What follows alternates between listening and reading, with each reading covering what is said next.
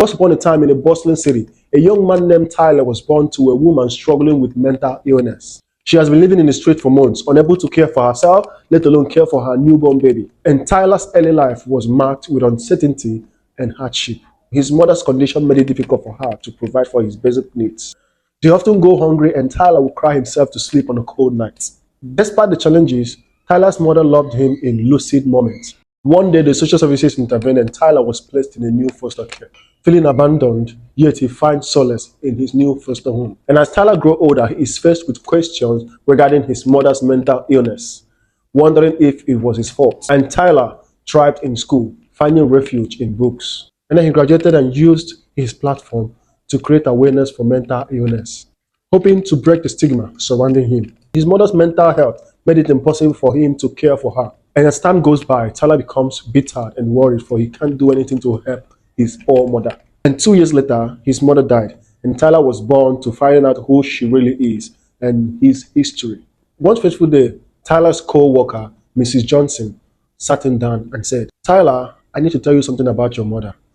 You see, your mother was part of a group called the Sisters. The Sisters is a group of virgin witches, and your mother betrayed the Sisters by having an affair that got her pregnant. But your father's life was taken when they found out, and she waged war against the Sisters. Unfortunately, your mother was overpowered, and they struck her with madness because they can't take the life of their own." And then Tyler asked, "How did you know about all of this?" And then she said, "I was one of the members of the Sisters, and your mother is my best friend and my godmother. During the fight, I tried to intervene, but I was locked up until the end of it. And my punishment was being expelled from the group. And I've been watching over you and your mother for all these years. I've been visiting your mother even before she died. Now, when she passed, she told me to tell you that she will always be with you every time, everywhere." And then Tyler was shocked to hear the whole story. When he got home, and then he whispered to himself, "Mom, I wish I could have saved you.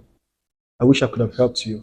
Tears soaked in his pillow and his heart was heavy. And the next day, Tyler is said to find out who these sisters are so that he can have his revenge. He started meeting up with people who practice witchcraft so they can help him track the witches. So far, after several of his attempts, he is still not able to track them. So one day, he came to work and saw a strange letter on top of his desk with a cryptic message on it saying, "You think you are helping, but you are not. Your mother's secret will hunt you down." But Tyler dismisses the message as a hate mail.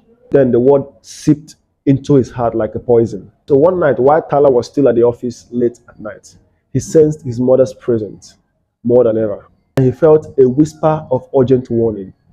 "Tyler, please be careful and run." And suddenly, Tyler's computer screen went dark and he felt he isn't alone. Footsteps echoed from the outside of his office door. Tyler called out, "Who's there?" in a trembling voice while he tried to hide. But no one answered. The door cracked open and a shadow with tears starts crawling on the wall. His heart started racing and the figure remained silent. And then Tyler's phone started ringing. He hesitated, but then he picked. "Tyler, it's me. Get out of the office right now and meet me at the old bench park." And the phone hung up. The figure on the wall vanished.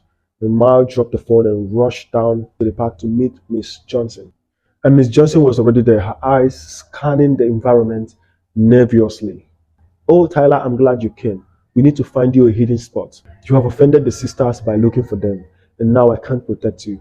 Suddenly, a figure emerged from the shadow, identical to the one at Tyler's office. And Miss Johnson shouted, "Run!" And the three witches appeared, their voice echoing from everywhere.